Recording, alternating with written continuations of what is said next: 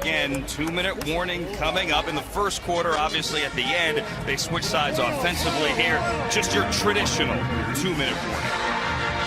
Spoke to Jason Garrett on the field before the game, and I kind of teased him. I said, you've had 6 extra days the rest of the league didn't have with these kids, so if you mess up in the draft, I'm all over you. And he started laughing. He said, Mike, I told our staff, if we mess up, it's on us. This is an unbelievable opportunity.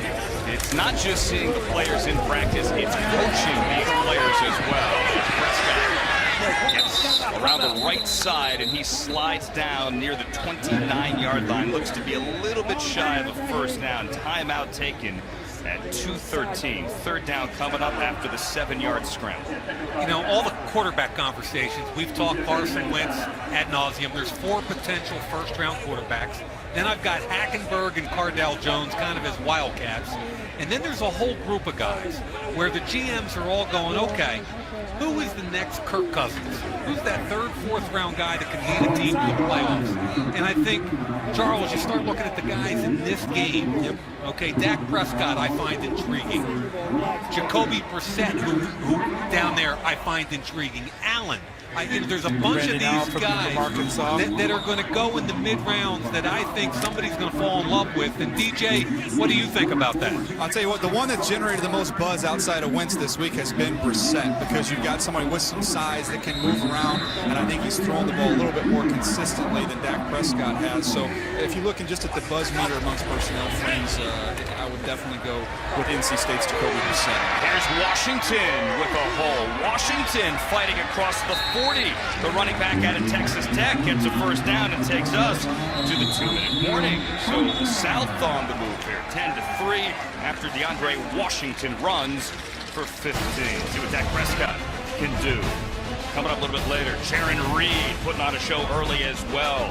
Same with Spence, D-line in the spotlight. Sean Oakman is certainly... Yeah, you want to fall in love with that, don't you? You really do. You really want to fall in love with Sean Oakman when you see him. Good. Yeah, but when you watch the tape, it makes you, it keeps you in like as opposed to love. You know, and that's the problem. Lie. His tape tells you. Texas Tech tape I thought was awful.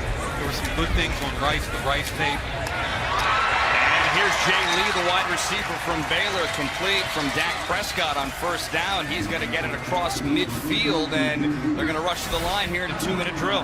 Yeah, he's coming outside on a quick slant. They're up on the line already, getting ready for the next snap here in the 2-minute drill. Good for a gain of 19. Prescott delivers the ball to Lee again for another first down, just shy of the 25. Nice job by Dak Prescott. Clear line of sight, gets the ball on the curl, and up on the line, calling the next play. That one's good for 11. He's 5 of 6 for 42 yards. Another first down. This one incomplete. Wanted Lee again, tried to one-hand it in traffic. You know, for me, with Dak Prescott, I believe that he improved, in my eyes, as much as any big-time quarterback in the country from one year to the next.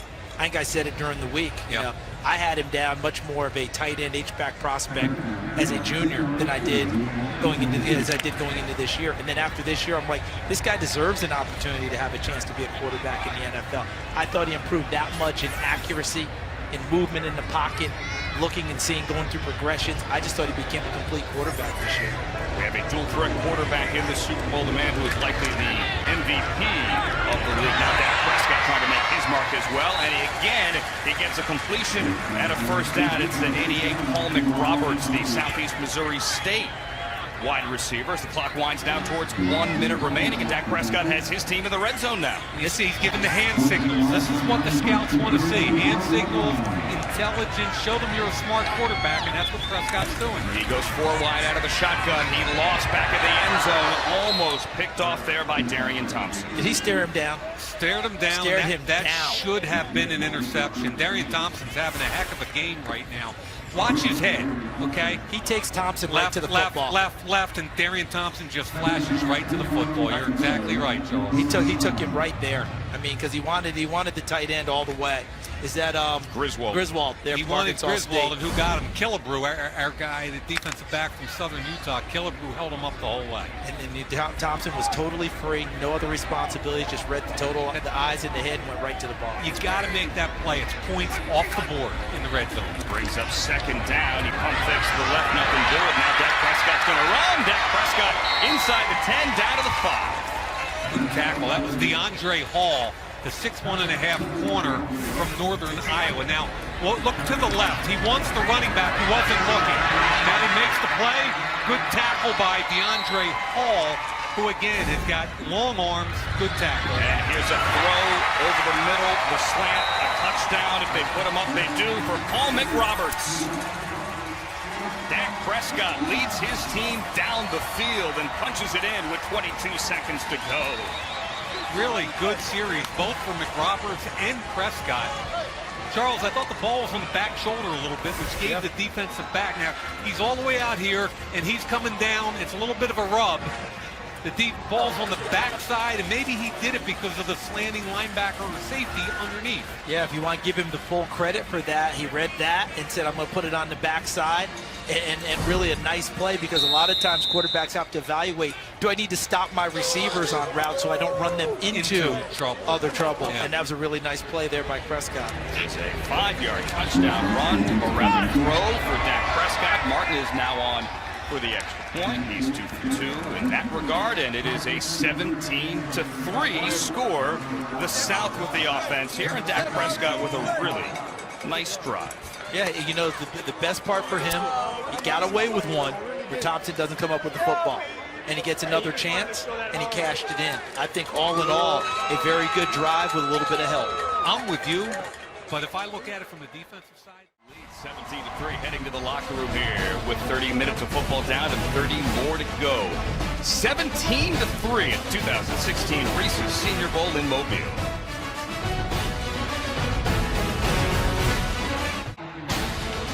A beautiful, some would call it a sun-drenched day in Mobile, Alabama. After some cold weather and some rain earlier in the week, could not have asked for a better setup here for the 2016 Reese's Senior Bowl. The South on top of the North, 17-3 after one half of football at Ladd-Peebles Stadium, where we are back now here in the booth. Andrew Siciliano, Charles Davis, and Mike Mayock. People want to know about quarterbacks, gentlemen. Let's talk about these quarterbacks. What do we think so far? You know, Carson Wentz was, quote, only 6 for 10, but he had 2 or 3 drop passes. I think from my perspective, I saw what I needed to see with him. Big arm, good location, got rid of the football. All right. Yeah, how about Dak Prescott coming in and during the 2-minute drill made one mistake that he didn't have to pay for. Should have been interception by Darian Thompson. Wasn't there. He took advantage of that, took his team into the end zone, did a nice job in running the 2-minute drill. Check all of those boxes off, Charles. He continues to look better and better. Yeah, and that last throw, you had made the point there how he looked people off first. And here's what we've seen so much of from Dak Prescott throughout his career, the ability to tuck the football and run, and then a nice back shoulder throw to Paul McRoberts for the touchdown in the 2-minute drill. So he did himself some favors here today in showing that he could run a 2-minute drill. The Jacksonville staff could not be higher in talking about Dak Prescott, leadership, ability, a guy who has a chance to be a player in the NFL. Out of Michigan State, and that is how this edition of the Reese's Senior Bowl comes to an end. 27-16 is the final score. Had a lot of fun here this week. Saw a lot of players that are going to hear their names called not only the 28th, I beg your pardon, of April, but the 29th, maybe even the 30th as well. These guys are going to play in the National Football League. Question is where? What's a good fit? They've put everything on display here, and this is the next step on the path to the draft. Dak Prescott walking over for, I believe, some hardware, gentlemen. What do you think of Dak Prescott today, Charles? I thought he did a nice job. I mean, coming in and running the 2-minute drill especially, and taking his team down and scoring and showing all the things we saw at Mississippi State, including the improvement as a passer. A guy who became more accurate, better job both in and out of the pocket. Thought his arm action got better as time went on as well.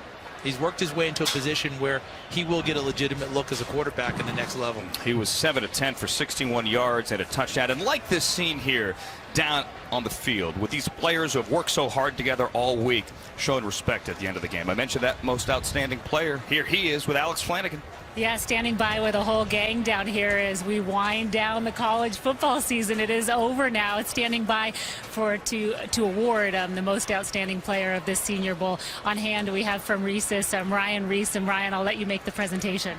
On behalf of the Reese's brand, we are pleased to present you, Dak, with the most outstanding player of the 2016 Reese's Senior Bowl.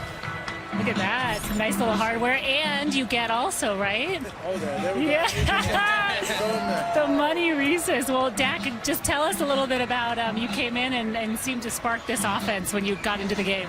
Yeah, it was fun. These guys, I mean, they're fun to play with. Created some great relationships all throughout the week.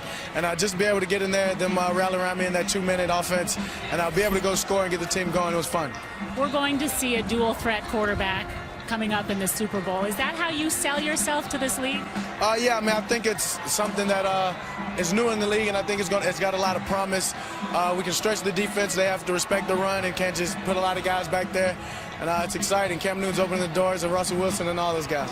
We heard what our experts upstairs thought about you this week. What will you walk away with? What do you think you really excelled at, and what do you want to continue to work on? Just taking snaps from under the center. I think I did a good job of that all week long.